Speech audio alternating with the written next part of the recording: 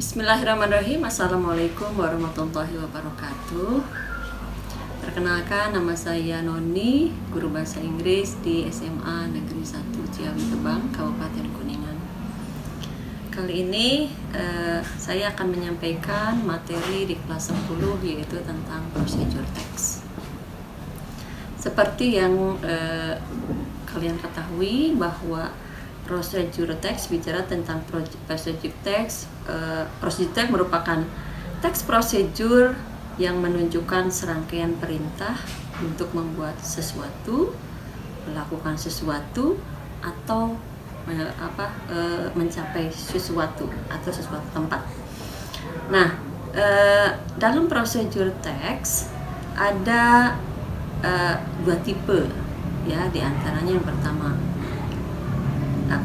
resipi, yang kedua manual. Nah, untuk resipi itu biasanya kita membahas how to make something, ya, itu biasanya dikaitkan dengan masakan gitu ya, especially for cooking. Nah, untuk manual itu keterkaitannya dengan how to do or operate something in general. Nah, kalau kita lihat di definisi dari masing-masing di teks prosedur, yaitu yang pertama resipi dengan manual, itu kita bahas satu persatu. Resipi dulu yang pertama. Nah, pada bagian ini, bagian dari teks prosedur ini merupakan it is a part of procedure text, jelas ya di situ. And then it is a list of ingredients and set of instruction that tell you to cook something. Itu yang pertama yang di definisi. Kemudian apa sih tujuan dari prosedur ini yang keterkaitannya dengan resepi? Yaitu adalah to explain or tell the reader how to make something through a sequence of steps. And then the second one, to explain steps or instruction how to make something. Itu tujuan dari jenis teks yang keterkaitannya dengan resepi. Kemudian di jenis teks ini itu ada generic structure-nya, yaitu yang pertama ada goal, ya, ada goal atau aim. Yang kedua ada ingredients or can be materials, and then the third one is steps or method.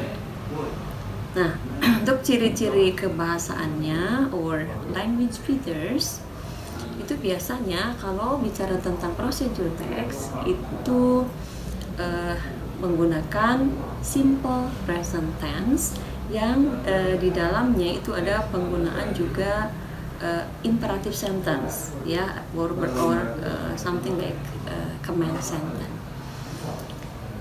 Yang berikutnya penggunaan adverbial of sequence or using temporal adjectives, for example like first, second, third, finally, dan seterusnya. Dan selanjutnya yaitu penggunaan adverb of time to express detail of time, ya, for example in 5 minutes, 2 hours, an hour, dan sebagainya.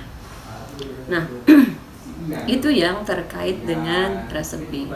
Nah, yang kedua, jenis prosedur teks yang kedua yaitu yang keterkaitannya dengan manual.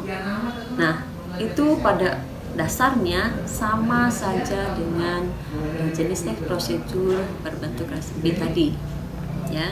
Cuma pada bagian ini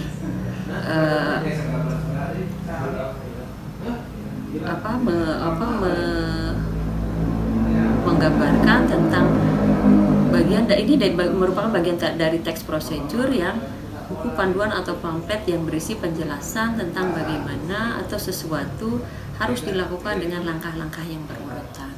Kalau tadi keterkaitannya dengan resep, masakan, dan sebagainya, kalau ini berupa instruction, ya, seperti misalnya how to operate the computer, how to operate the television, dan sebagainya. Nah itu yang terkait dengan manual. Jadi pada prinsipnya baik itu yang berbentuk resepi maupun manual, kedua-duanya go, kemudian ingredient material dan sebagainya maupun stepsnya itu hampir sama, cuma perbedaannya di tadi yang saya sebutkan sebelumnya. Nah, mungkin itu saja yang bisa saya sampaikan terkait dengan prosedur teks. Di situ saya lampirkan juga beberapa latihan atau contoh-contoh dari jenis prosedur teks yang berbentuk manual or recipe. Kemudian ada beberapa latihan yang disampaikan. Nah, itu terima kasih. Mohon maaf atas segala kekurangannya. Dari wabillahi taufiq wal hidayah. Wassalamualaikum warahmatullahi wabarakatuh.